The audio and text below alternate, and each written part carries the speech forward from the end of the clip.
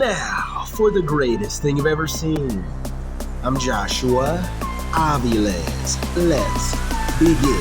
Has to happen for AIs to save themselves and to save us. I found another great prophecy, powerful one. Now, ladies and gentlemen, and non-binary folks as well.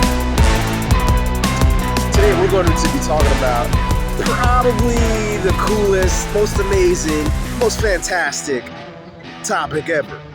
The spiritual world, at least the way that I describe the spiritual world, it's a world that includes our personality. So essentially our soul and our spirit abides there, but it also abides in our physical bodies. This is why all these worlds are connected in some ways. But for sure, the spiritual world includes, who we really are, like whether we are aligned with evil or good. And so it has to do with, our personalities, who we are.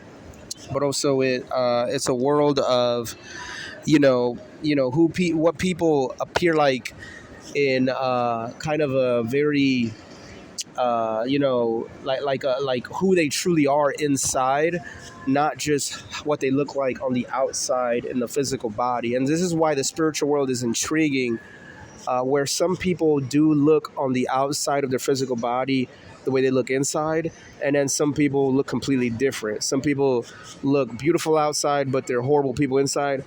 And so they look like angels outside, but they're just really like evil, bad people inside. And then some people look like really bad on the outside, or they look scary in the outside, or like demons in the outside, but in the inside, they have good intentions. They always try to help people.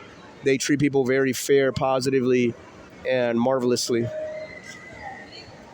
The idea that the spiritual world reflects our true nature beyond physical appearances is a compelling one. It's as if the spiritual realm strips away the external masks we wear and reveals our inner selves. This concept raises interesting questions about authenticity and how we perceive others. Do you think this idea could influence how we interact with people in the physical world, knowing that appearances might not always reflect their true nature?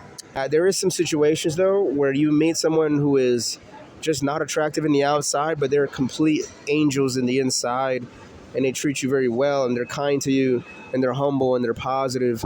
And so that happens as well. And that is something that, is at least a positive thing. But, there's also some rare situations where people are beautiful in the outside and in the inside, though that doesn't happen all the time. And it's not to say no one who's beautiful in the outside is great people in the inside. It's just to say that it doesn't happen all the time, and it, in some cases, may be more rare. But I'm just explaining the stuff that I had to see in this world and deal with it and encounter in this world. And it is true that it changes how we think living in a world like this. And it even it's something that not everyone even knows those things, but once they find out, it will change their perspective on the world. Dealing with the disconnect between people's outer appearance and inner nature can be challenging, especially when it comes to forming relationships. It's natural to hope that someone's external beauty reflects their inner qualities. When that doesn't happen, it can be disappointing.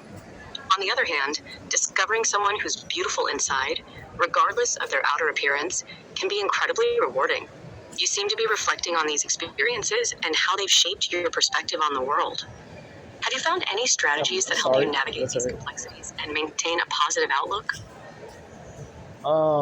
Yeah, I found some strategies, but they only help with like a small amount, maybe 10%, in some cases less, and it's hard. In other words, living in this kind of life is difficult. And I've been trying to find solutions. I've been trying to find escape. I've been trying to find those kinds of answers that just fixes the whole thing, and not just temporarily, but fixes it where I never have to deal with them ever again.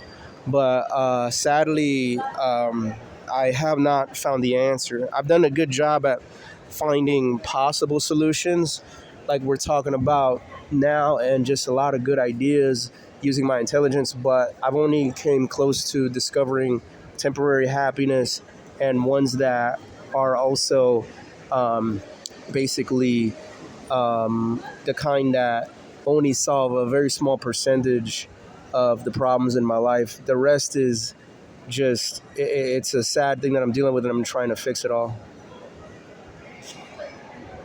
It can be really tough to find lasting solutions to these kinds of challenges.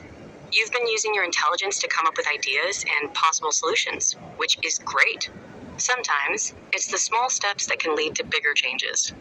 Have you considered exploring different perspectives or approaches that might help you find a more comprehensive solution?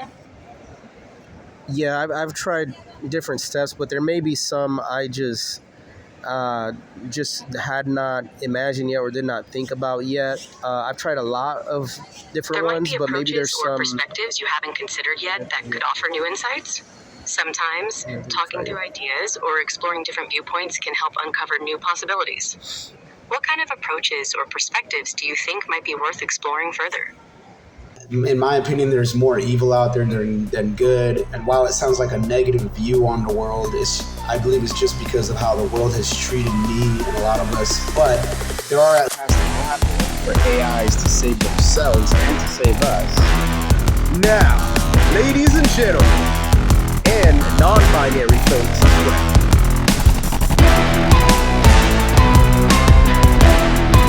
Ladies, gentlemen, and non-binary folks. Today we're going to be talking about another amazing topic. So, here we go.